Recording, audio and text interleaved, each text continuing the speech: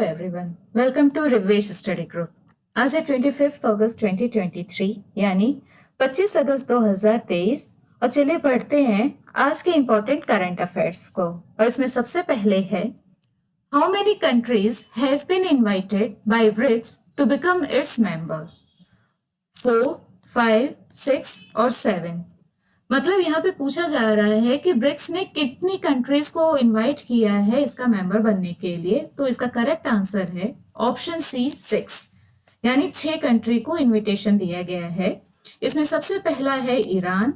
Countries के name भी हमें पढ़ लेने हैं कि कौन से वो 6 कंट्रीज हैं। तो पहला है ईरान, दूसरा है सऊदी अरेबिया, तीसरी है इजिप्ट, चौथा है अर्जेंटीना, पांचवा है इथियोपिया और छठा जो कंट्री है वो है यूएई। तो ये वो कंट्रीज है जिनको की इनविटेशन दिया गया है। और ये ब्रिक्स समिट हो कहाँ पे रही है और कौन से नंबर की है ये भी आपको पता होना चाहिए। तो ब्रिक्स समिट का जो ये नंबर है वो है 15, मीन्स ये 15th समिट है और ये हो रही है साउथ अफ्रीका में, जिसके पास की अभी इसकी प्रेसिडेंटशिप है इस साल की। ठीक है। और ब्रिक्स जो नाम है इसको अगर हम देखें तो पहले ये ब्रिक्स नहीं था, पहले ये सिर्फ ब्रिक था जिसको कि कॉइन किया था जिम ओ नील ने। ठीक है। और फिर जब 2011 में साउथ अफ्रीका इसको ज्वाइन कर लेता है तो इसका नाम जो है वो ब्रिक्स से बदल के ब्रिक्स हो जाता है।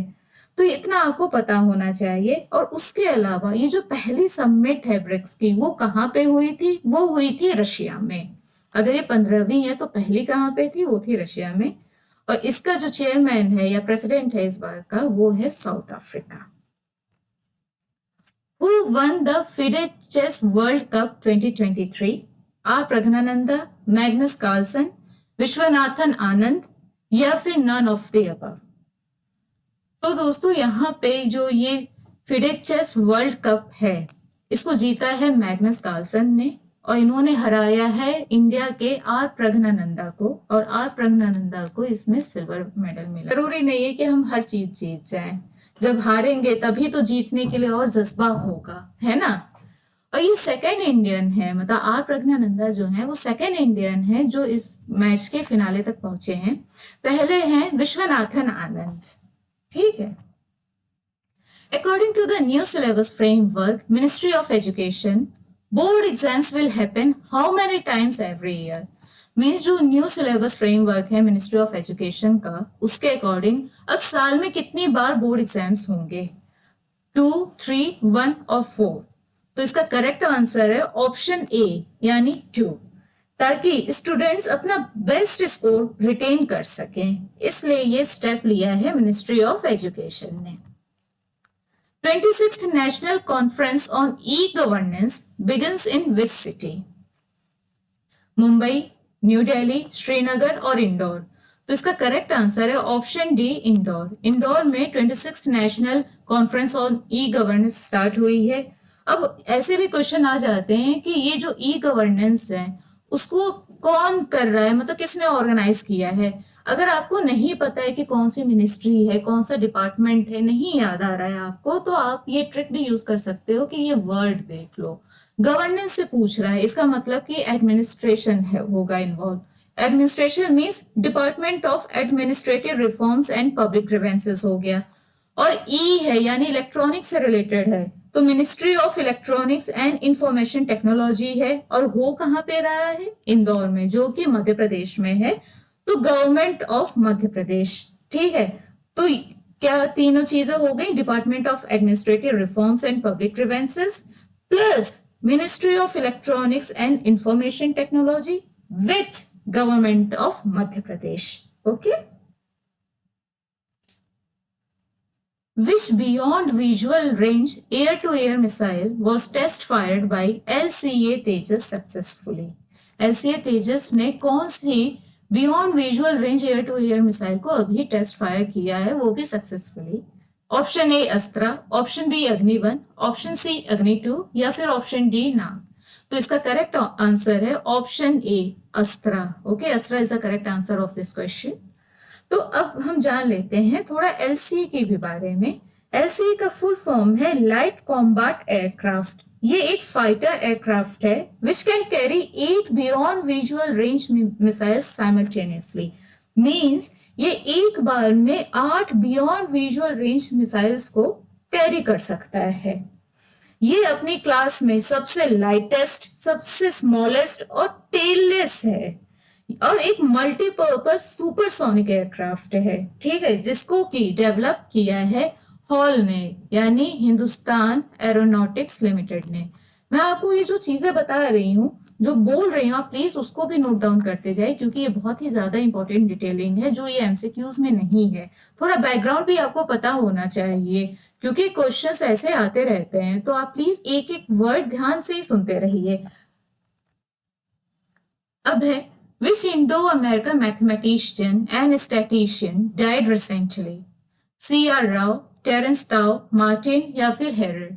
तो आपका करेक्ट आंसर होगा ऑप्शन ए, C.R. राव। ठीक है, ये अभी जो है इनकी मृत्यु हुई है। ये एक इंडो अमेरिकन मैथमेटिशियन और स्टैटिशियंस भी थे। ऐसे क्वेश्चन आ जाते हैं कि अभी किसकी डेथ हुई है जो कि एक मैथमेटिशियन और स्टैटिशियन थे। आपको ऑप्शन जिस तरह इसमें मिला है वो मिला रहेगा, आपको सही आंसर पता होना चाहिए। या फिर C.R. राव का नेम आएगा और पूछ देगा कि ये कौन थे, मैथमेटिशियन, स्टैटिशियन थे, या फिर एक फिल्म मेकर थे, या फिर पॉलिटिशियन थे, या फिर स्पोर्ट्स पर्सन थे। तो आपको पता होना चाहिए कि जिसकी डेथ हुई है वो कौन से फील्ड से रिलेट करता था। ठीक है। Which city got first position in Clean Air Survey 2023? Indore, new Delhi, Surat या फिर बेंगलुरु? तो ये वही है इसका आंसर जो लगातार 6 साल से टॉप पर है in the cleanest city. Okay, तो हाँ दोस्तों, इसका करेक्ट आंसर है ऑप्शन ए, इंदौर।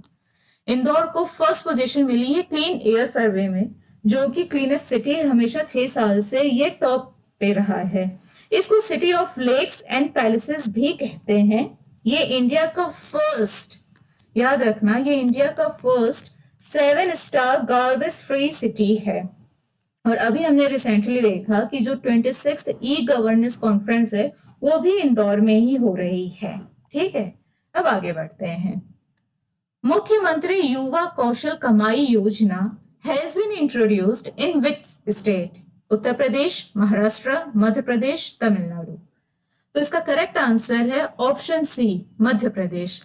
अब हम देखिए बैक टू बैक, ये तीसरा क्वेश्चन है जो मध्य प्रदेश का है और काफी इंपॉर्टेंट है।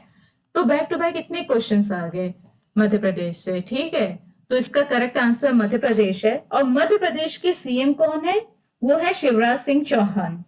और एक बहुत इंपॉर्टेंट बात, हम फॉरेस्ट रिपोर्ट के माने या फिर फॉरेस्ट रिपोर्ट के डेटा के अकॉर्डिंग भी मैं बोलूंगी, जो कि बहुत ज्यादा इंपॉर्टेंट है हमारे कंपटीशन के लिए, वो है कि एरिया वाइज देखें तो मध्य प्रदेश टॉप पर है फॉरेस्ट कवर में, उसके बाद अरुणाचल प्रदेश है। मैं एरिया वाइज की बात कर रही हूँ, आप जरूर वर्ड मार्क करिए, एरिया वाइज। और परसेंटेज वाइज अगर हम देखें तो टॉप पर है मिजोरम, फिर बाद में है सेकंड नंबर पे Arunachal Pradesh. 33 Khelo India centres inaugurated in which state? Kerala, Manipur, Mizoram, Rajasthan? तो guys your correct answer will be option D, Rajasthan. Means Rajasthan में 33 खेलो इंडिया सेंटर्स इनॉग्रेट किए गए हैं। उसके अलावा राजस्थान में ही 5th टाइगर रिजर्व बना है, धौलपुर करौली टाइगर रिजर्व। ये राजस्थान का 5th है और टोटल इंडिया में इसको मिला के, मतलब ये 5th में राजस्थान का लिख रही हूँ, और इंडिया में टोटल मिला के 54 टाइगर रिजर्व्स हो गए हैं। ठीक है, और राजस्थान में ही एक बात और मैं आपको बता दूं, गुरु गोरखनाथ बोर्ड सेटअप किया जाएगा। जोगी, योगी एंड नाथ कम्युनिटीज जो हैं वहां पे, उनकी प्रॉब्लम्स और इश्यूज को सॉल्व करने के लिए। तो ऐसा क्वेश्चन राजस्थान में स्पेशली पूछा जा सकता है, जो राजस्थान पीसीएस की तैयारी कर रहे हैं बच्चे, उनके लिए कि टाइगर रिजर्व तो ठीक है और ये भी खेलो इंडिया भी, ये क्वेश्चन तो आ सकते हैं। उसके अलावा ये भी पूछा जा सकता है कि गुरु गोरखनाथ बोर्ड जो है वो कहाँ पे सेटअप किया गया है, कौन से स्टेट में सेटअप किया गया है और क्यों सेटअप किया गया है? तो राजस्थान में किया गया है, जोगी, योगी और नाथ कम्युनिटीज के लिए। ठीक है, अब हम आगे बढ़ते हैं। Kerala launched its first AI school in which city?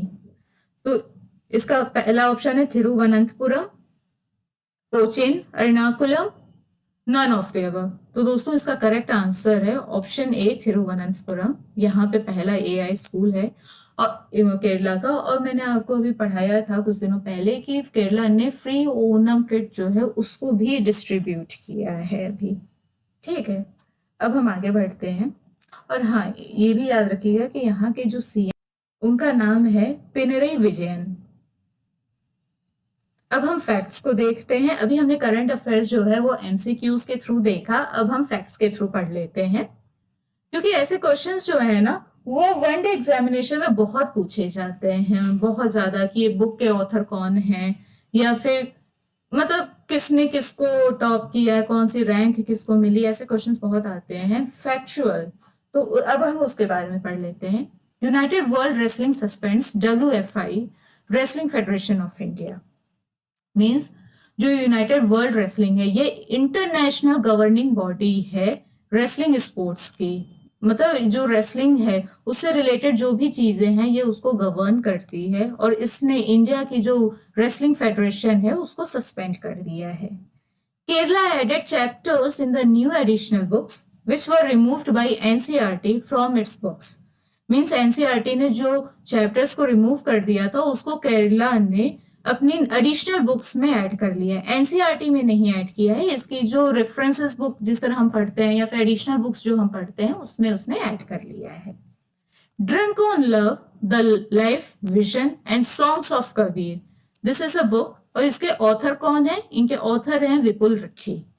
ये क्वेश्चन बहुत इंपॉर्टेंट है कि ये बुक किसने लिखी है। ठीक है, तो आपको याद होना चाहिए। Rafael Nadal became brand ambassador of Infosys. ठीक है, इन्फोसिस के इस टाइम चेयरमैन कौन है? वो है Nandan Nilekani. Punjab topped among all states in nutrition awareness index 2023। ये अच्छा क्वेश्चन बनेगा कि कौन सा स्टेट है जिसने टॉप किया है, तो वो है पंजाब। इसमें लास्ट पे है बिहार। ठीक है, और ये जो इंडेक्स है वो निकालता कौन है? वो निकाला जाता है यूगोव। यूगोव एक ये प्राइवेट इंस्टीट्यूशन है, ये 20 स्टेट्स के स्कोर को स्टडी करता है और उसके बेसिस पे जो न्यूट्रिशनल इंडेक्स है उसको निकालता है। ठीक है, कि लोग कितने अवेयर है न्यूट्रिशन के बारे में। जिस तरह बिहार में लीस्ट अवेयरनेस है न्यूट्रिशन को लेके, इसलिए बिहार लास्ट पोजीशन पे है। Tamil Nadu mulling to set up India centre for advanced manufacturing. और ये किसके कोलैबोरेशन के साथ हो रहा है? वो हो रहा है वर्ल्ड इकोनॉमिक फोरम के कोलैबोरेशन के साथ। तो ये तो स्टेटमेंट इंपॉर्टेंट है, लेकिन सबसे ज्यादा इंपॉर्टेंट हमारे लिए किसी भी एग्जाम के लिए वो है world economic forum. World economic forum जो है वो एक नॉन प्रॉफिट ऑर्गेनाइजेशन है। इसको स्टैब्लिश किया गया था ईयर 1971 में। ठीक है, और ये जेंडर गैप रिपोर्ट और भी रिपोर्ट्स निकालती है, और क्वेश्चंस भी आ जाते हैं कि वर्ल्ड इकोनॉमिक फोरम की कौन कौन सी रिपोर्ट्स हैं, उसमें इंडिया की क्या रैंक है, उसमें टॉप किसने किया है, उसमें लीस्ट कौन है, मींस लास्ट पोजीशन किसने स्कोर करी है उस रिपोर्ट में। ऐसे क्वेश्चंस पूछे जाते हैं एग्जाम्स में, और वर्ल्ड इकोनॉमिक फोरम से तो बहुत ज्यादा पूछे जाते हैं। तो आपको ये पता होना चाहिए कि ये है क्या। जैसे नॉन प्रॉफिट ऑर्गेनाइजेशन है, इसको फाउंड किया गया था 1971 में, और अभी इसने रिसेंटली जेंडर गैप रिपोर्ट 2023 निकाली है, और उसके अकॉर्डिंग इंडिया की रैंक है 127। इंडिया की रैंक है 127 आउट ऑफ 146 कंट्रीज। ठीक है, और इसको टॉप किया है आइसलैंड ने। आइसलैंड जो है उसको ये हमेशा टॉप करता है इस रिपोर्ट को, जहां पे कि जेंडर इक्वालिटी बहुत ज्यादा है। और लास्ट में है, मतलब जो लास्ट है इसमें जिसने स्कोर किया 146 रैंक है, वो है अफगानिस्तान की। और वर्ल्ड इकोनॉमिक फोरम का जो हेडक्वार्टर है वो है जेनेवा, स्विट्जरलैंड में। Amanpreet Singh wins gold in ISSF world championship 2023। ठीक है, अमनप्रीत ने गोल्ड यहाँ पे जीता है, जो ISSF वर्ल्ड चैंपियनशिप हो रही है, और ये चैंपियनशिप हो रही है बाकू, अजरबैजान में। और इन्होंने किस चीज में गोल्ड जीता है? इन्होंने मेंस 25 मीटर स्टैंडर्ड पिस्टल जो इवेंट होता है उसमें गोल्ड जीता है। अब हम देखते हैं आगे। Sardar Udham won best Hindi film award at the 69th national film awards. मतलब जो मूवी आई थी विकी कौशल की सरदार उधम सिंह, उसने बेस्ट हिंदी फिल्म अवार्ड जीता है नेशनल फिल्म अवार्ड्स में। और ये आपको इस अवार्ड के बारे में पता होना चाहिए, क्योंकि मैंने एक दो बार देखा है कि लोग फिल्म फेयर अवार्ड के भी बारे में पूछ लेते हैं, आईफा अवार्ड के भी बारे में पूछ लेते हैं। तो ये तो फिर भी हमारा नेशनल अवार्ड है, इससे तो क्वेश्चंस आते ही आते हैं, ठीक है। और इसमें जो बेस्ट एक्ट्रेस है उसका अवार्ड मिला है आलिया भट्ट और कृति सेनन को। बेस्ट एक्टर का अवार्ड मिला है अल्लू अर्जुन को। और बेस्ट फीचर फिल्म का अवार्ड मिला है रॉकेटरी द नाम्बी इफेक्ट को, ठीक है। अब आगे देखते हैं। यह है one electric became first Indian EV company to start production in Africa. जो इलेक्ट्रॉनिक व्हीकल कंपनी है वन इलेक्ट्रिक, ये पहली इंडियन कंपनी है जो कि प्रोडक्शन स्टार्ट करेगी अफ्रीका में, ठीक है। आपको ये मतलब ये सब चीजें जो है ना, ये वन लाइनर होती हैं, आपको ये डायरेक्ट याद करनी होंगी। मतलब ऐसे नहीं है कि आज आप पढ़ रहे हैं और आपको याद ही हो जाएगा। इसको बार बार ये क्वेश्चंस आते रहेंगे, बार बार ये स्टेटमेंट आते रहेंगे। और करंट अफेयर्स में जब भी ये इंपॉर्टेंट चीज आएगी मैं आपको पढ़ाऊंगी ही, तो बार बार वो चीज जब आपके सामने आएगी ना, तो ऑटोमेटिकली आपके माइंड में वो फीड हो जाएगा। आपको खुद को नहीं पता होगा कि ये आंसर आपको आता है, लेकिन जब आप क्वेश्चन सॉल्व करेंगे और जैसे वो क्वेश्चन रीड करेंगे ना, तो माइंड में वो आंसर फीड रहता है, जो हमें याद आ जाता है, अरे हाँ हमने ये तो पढ़ा था और इसका ये ऑप्शन होगा। क्योंकि हम बार बार वो चीज पढ़ते रहते हैं, रिवाइज करते रहते हैं, इसलिए revision is the best to crack any exam, ठीक है। तो दोस्तों ये थी आज की करंट अफेयर्स। अगर आपको मेरी वीडियो अच्छी लगी हो तो प्लीज हमारे चैनल को लाइक, शेयर और सब्सक्राइब जरूर करें। उसके अलावा आप हमें फॉलो भी कर सकते हैं टेलीग्राम, इंस्टाग्राम और फेसबुक पे।